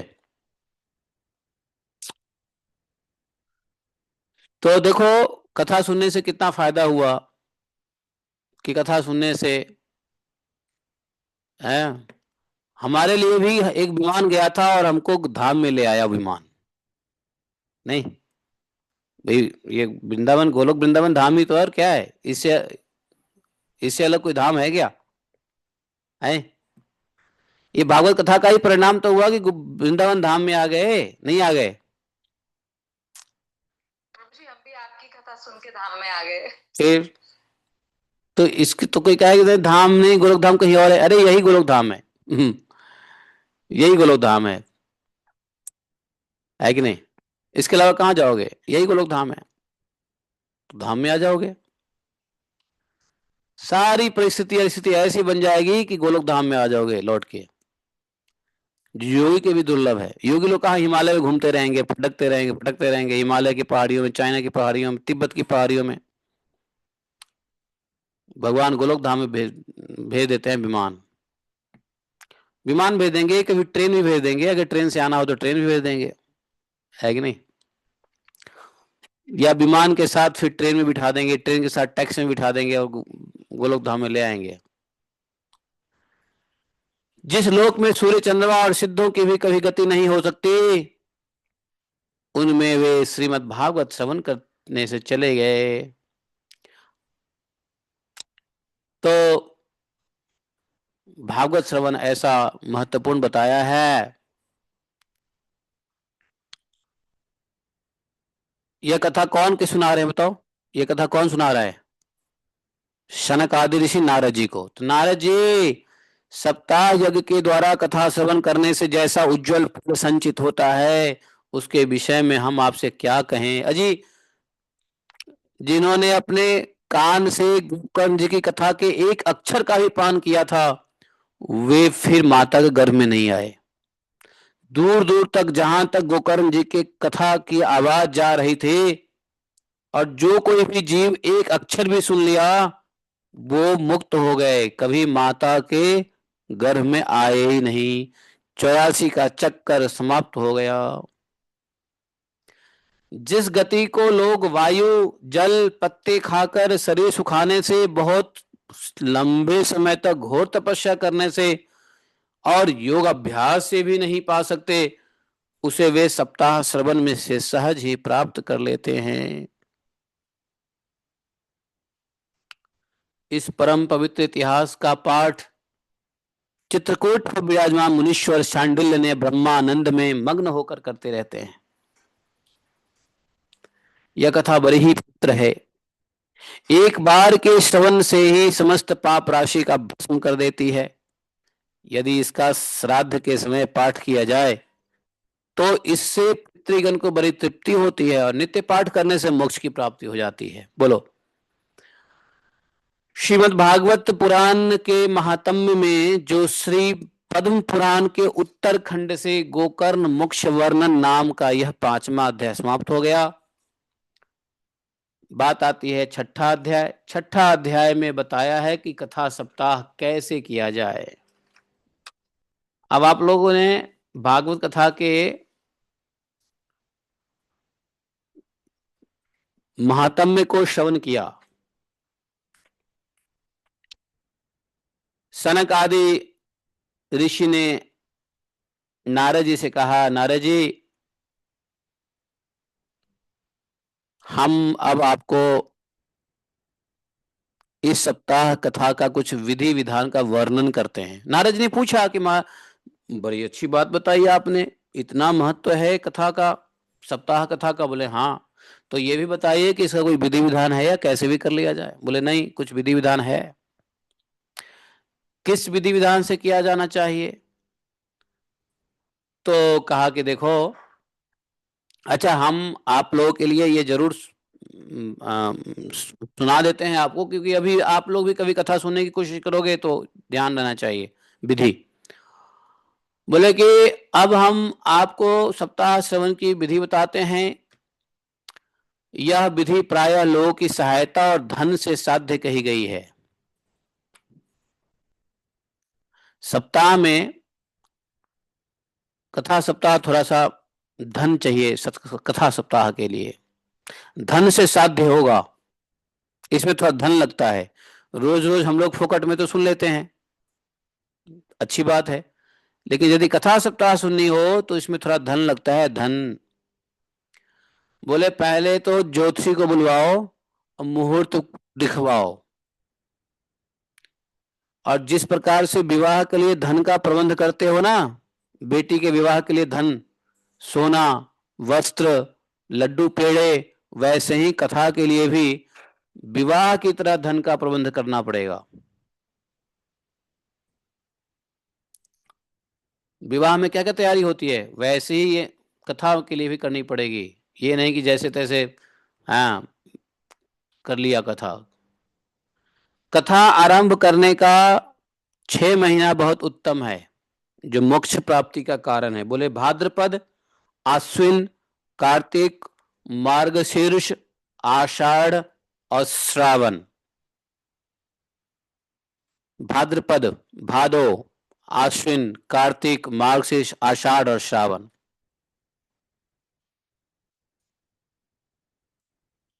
है।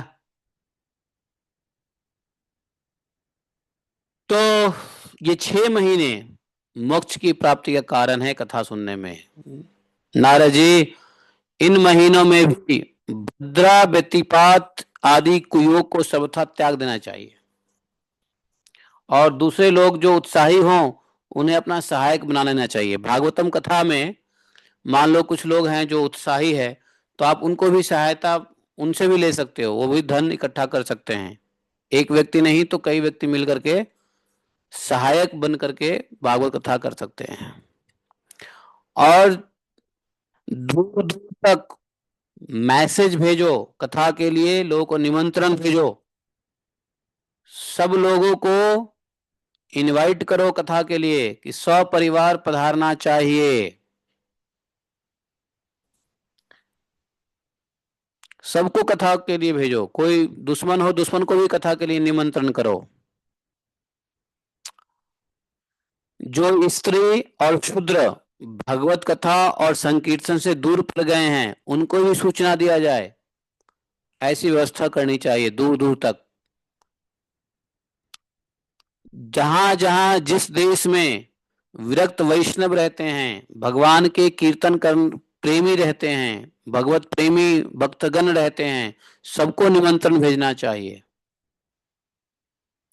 और यहां तक कि सनत कुमार जी ने कह दिया है कि निमंत्रण में कैसे लिखना है, निमंत्रण कैसे लिखना है वो लिखने का तरीका भी बता दिया है। क्या मतलब इनविटेशन कार्ड का लैंग्वेज क्या होना चाहिए ये भी दिया है। बोला है कि महानुभावों, प्रिय महानुभावों, यहाँ 7 दिन तक सत्पुरुषों का बड़ा भारी दुर्लभ समागम हो रहा है। अपूर्व रसमयी श्रीमद् भागवत की कथा होगी। आप लोग भगवान के रस के रसिक हैं, इसलिए श्रीमद् भागवत अमृत का पान करने के लिए प्रेम पूर्वक शीघ्र ही पधारने की कृपा करें। यदि आपको विशेष छुट्टी ना हो तो एक दिन के लिए ही अवश्य आने की कृपा कीजिए, क्योंकि यहाँ का तो एक क्षण भी अत्यंत दुर्लभ है। ऐसा लिख करके बोला कि विनय पूर्वक आमंत्रित करना चाहिए। आमंत्रित करो, यदि आमंत्रण में छुट्टी नहीं है तो बोलो कि एक दिन के लिए भी आइए, और छुट्टी ना हो तो भागवत कथा में एक दिन के लिए भी जाना ही चाहिए, 1 घंटे के लिए भी जाना ही चाहिए, कुछ नहीं तो 1 मिनट ही बैठ जाओ जाओ। इस प्रकार बोले कि प्रेम से विनय पूर्वक निमंत्रण करें, जो लोग आए उनके लिए यथोचित निवास स्थान का प्रबंध करें, भोजन का प्रबंध करें, है कि नहीं। कथा का श्रवण किसी तीर्थ में हो, वन में हो, अपने घर पर भी अच्छा माना गया है। कथा कहीं भी करा लो, अपने घर पे कराओ, वन में कराओ, तीर्थ में कराओ, कहीं भी कराओ। जहां कथा कराते हो लंबा चौड़ा मैदान होना चाहिए, पंडाल उंडाल लगा दो, भूमि को साफ सफाई कर दो, हाँ शुद्ध कर दो। 5 दिन पहले बहुत से बिछाने के वस्त्र एकत्र कर लो, केले के खंभों से सुशोभित करके ऊंचा मंडप तैयार कर लो, उसे सब और जैसे शादी के मंडप होते हैं ना वैसे ही मंडप तैयार होना चाहिए भागवत के लिए। बिछाने के लिए वस्त्र इकट्ठे कर लो, फल फूल चंदोवे इत्यादि से अलंकृत कर लो, चारों ओर झंडियां लगाकर तरह तरह के सामानों की सजा दो। देखो ये साप्ताहिक व्यवस्था है, नित्य की व्यवस्था नहीं है। वैसे हम तो रोज कथा में 250 लोगों को इनविटेशन भेजते ही हैं, नहीं 250 लोगों को मैं कनाडा में भेजता हूँ इनविटेशन, अमेरिका में भेजता हूँ इनविटेशन, भारत के अन्य शहरों में भेजता हूँ, यूएई में भेजता हूँ, ऑस्ट्रेलिया में भेजता हूँ, और भारतवर्ष में हर शहरों में भेजता हूँ कथा का इनविटेशन, रोज भेजता हूँ। इसलिए रोज हमारा नियम है, Das Madhav Kirtidas inviting you for Bhagwat कथा। ये अलग की बात है कि प्रसाद की व्यवस्था नहीं रहती है, यहाँ आओगे तो प्रसाद की व्यवस्था भी है, ऑनलाइन प्रसाद की व्यवस्था नहीं है, लिमिटेशन है भाई। तो रोज हम इनवाइट करते हैं 250 लोगों को, बताओ भाई, नहीं करते हैं?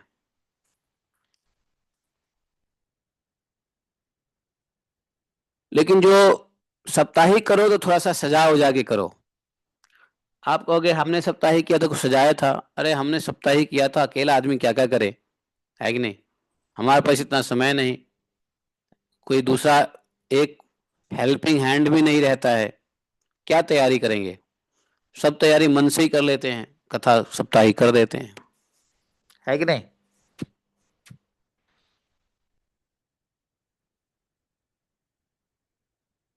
और मंडप के ऊंचाई पर 7 विशाल लोकों की कल्पना करो, विरक्त ब्राह्मणों को बुलाकर बिठाइए, ब्राह्मणों को, विरक्त ब्राह्मणों को आगे आसन दीजिए और पीछे वक्ता को दीजिए। एक दिव्य सिंहासन का प्रबंध करना चाहिए। जो भागवत करे मुख उत्तर मुख की ओर भागवतम करे और श्रोता पूर्व की ओर बैठे। हमारे यहाँ भी ऐसा ही है, जैसे मैं बोल रहा हूँ ना तो उत्तर में बोल रहा हूँ, और जो कोई सुनने वाले आते हैं तो हमारे बाएं साइड में बैठते हैं, जो पूर्व दिशा में देखते रहते हैं। यहाँ भी व्यवस्था, आप लोग आए हो तो यहाँ देखते हो, हमारे लेफ्ट साइड में क्या है, पश्चिम साइड है, तो पूर्व साइड में बैठते हैं, कोई आते हैं तो पूर्व साइड में बैठते हैं, और मैं उत्तर साइड में बैठा हुआ हूँ। इस बात का भी ध्यान दिया गया है, मालूम है? तो श्रोता को पूर्व साइड में, वक्ता को उत्तर साइड में बैठना चाहिए मुंह करके।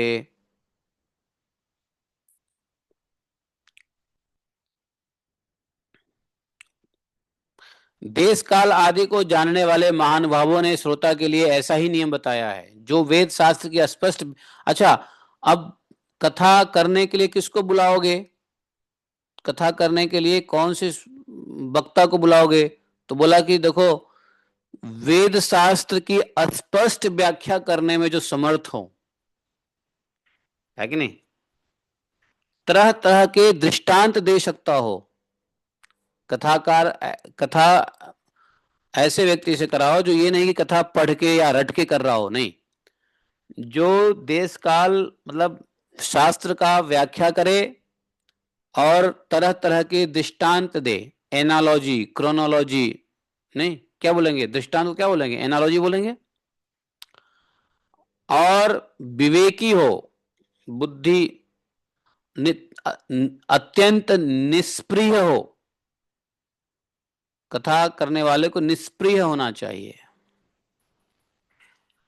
विरक्त भी होना चाहिए, विष्णु भक्त भी होना चाहिए, और ब्राह्मण को भी होना चाहिए। तो कथा किसके मुंह से सुने? ब्राह्मण वक्ता हो, वह ब्राह्मण वैष्णव भी हो, विरक्त भी हो, निष्प्रिय भी हो। हम जैसे लालची नहीं होना चाहिए, समझे? ऐसा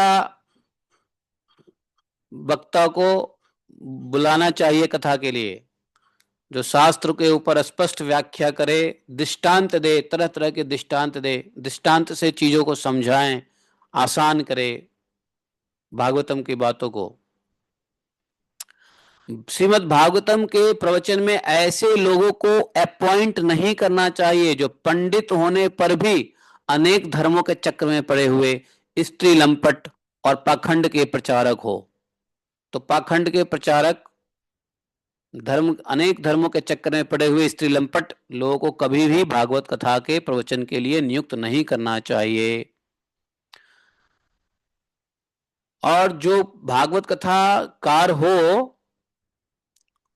उसके लिए एक असिस्टेंट की व्यवस्था करना चाहिए, जो वो भी विद्वान हो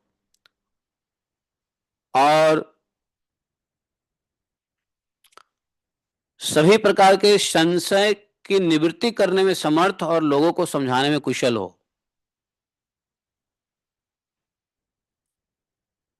कथा के शुरू में एक दिन पहले व्रत ग्रहण करने के लिए वक्ता को छोड़ करा लेना चाहिए। जैसे कथा शुरू होने से पहले जो स्पीकर है उसको बाल मुड़ा लेनी चाहिए। सूर्योदय से पहले ही शौचालय से निवृत्त होकर के स्नान ध्यान करके गायत्री वायत्री संध्या आदि करके निर्विघ्न रूप से गणेश जी की पूजा करें और कथा का शुरुआत करें। गणेश जी की पूजा करने के बाद पितृगण का भी तर्पण करना चाहिए और पूर्व पापों की शुद्धि के लिए प्रायश्चित करे और एक मंडल बनाकर उसमें श्री हरि की स्थापना करे, भगवान की मूर्ति से शालिग्राम कुछ रखे और फिर भगवान श्री कृष्ण को लक्ष्य करके मंत्रोच्चारण पूर्वक षोडश उपचार विधि से पूजन करें। उसके पश्चात प्रदक्षिणा नमस्कार आदि करके स्तुति करें। जैसे कथा शुरू होने से पहले पूजा वूजा होता है ना, वैसे ही। और पूजन के बाद प्रार्थना करें। प्रार्थना में क्या कहे कि हे करुणा निधान, मैं संसार सागर में डूबा हुआ हूं, मैं बड़ा दीन हूं, कर्मों के मोह रूपी ग्रह ने मुझे पकड़ रखा है, आप इस संसार सागर से मेरा उद्धार कीजिए। कथा प्रारंभ से पहले पूजा के बाद प्रार्थना करनी चाहिए। इसके बाद धूप दीप आदि सामग्री से श्रीमद् भागवत की कथा बड़े उत्साह और प्रीतिपूर्वक विधि विधान से पूजा करिए। पुस्तक के आगे नारियल रखकर नमस्कार करिए। प्रसन्न चित्त से इस प्रकार स्तुति कीजिए कि हे श्रीमद् भागवत के रूप में साक्षात श्री कृष्ण चंद्र आप विराजमान हैं। हे नाथ, मैंने भव सागर से छुटकारा पाने के लिए आपकी शरण ली है। मेरा यह मनोरथ आप बिना किसी विघ्न बाधा के सांगोपांग पूरा करें। हे केशव, मैं आपका दास हूँ। तो भागवत के जो जो क्या बोलते हैं उसको, क्या बोलते हैं उसको, पुरोहित नहीं, जजमान है, उसको इस प्रकार से भागवत कराने वाले जजमान को भागवत से भी प्रार्थना करनी है कि आप साक्षात श्री कृष्ण चंद्र भगवान विराज रहे हैं। मैंने भव सागर से छुटकारा पाने के लिए आपके भागवत की शरण ली, आपकी शरण ली है। आप बिना विघ्न के हैं भागवत सप्ताह पूर्ण होने की मेरी मनोरथ पूर्ण करें। दास हम अस्मि, मैं आपका दास हूँ। इस प्रकार कहकर फिर वक्ता की ही पूजा करें। व्यास जी का पूजा करें। सुंदर वस्त्र आभूषण से विभूषित करें। पूजा के पश्चात फिर स्तुति करें। पूजा के पश्चात क्या स्तुति करना है? हे सुख स्वरूप भगवान, आप समझाने की कला में कुशल और सब शास्त्रों में पारंगत हैं, कृपया इस कथा को प्रकाशित करके हमारा ज्ञान दूर करें। ये व्यास पूजा होनी चाहिए। 7 दिनों तक यथाशक्ति नियम का पालन करें।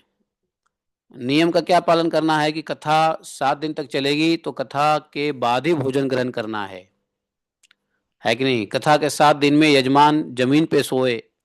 कथा के 7 दिन में सिर्फ कथा मंथन करते रहे, किसी से बात ना करे, है कि नहीं? कथा में विघ्न न हो इसके लिए 5 ब्राह्मण को और बुलाना चाहिए और 12 अक्षर मंत्रों का जाप करवाना चाहिए ब्राह्मणों से।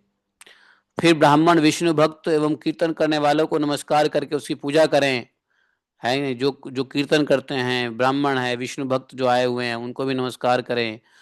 उनकी आज्ञा पाकर स्वयं भी आसन पर बैठ जाएं और जो पुरुष लोग धन संपत्ति पुत्र आदि की चिंता छोड़कर शुद्ध चित्त से केवल कथा में ही ध्यान रखता है, तब जाकर के कथा का उत्तम फल मिलता है। और सुनो, वक्ता को कैसे करना चाहिए? सूर्योदय से लेके दोपहर तक कथा अच्छी तरह से बोलना चाहिए।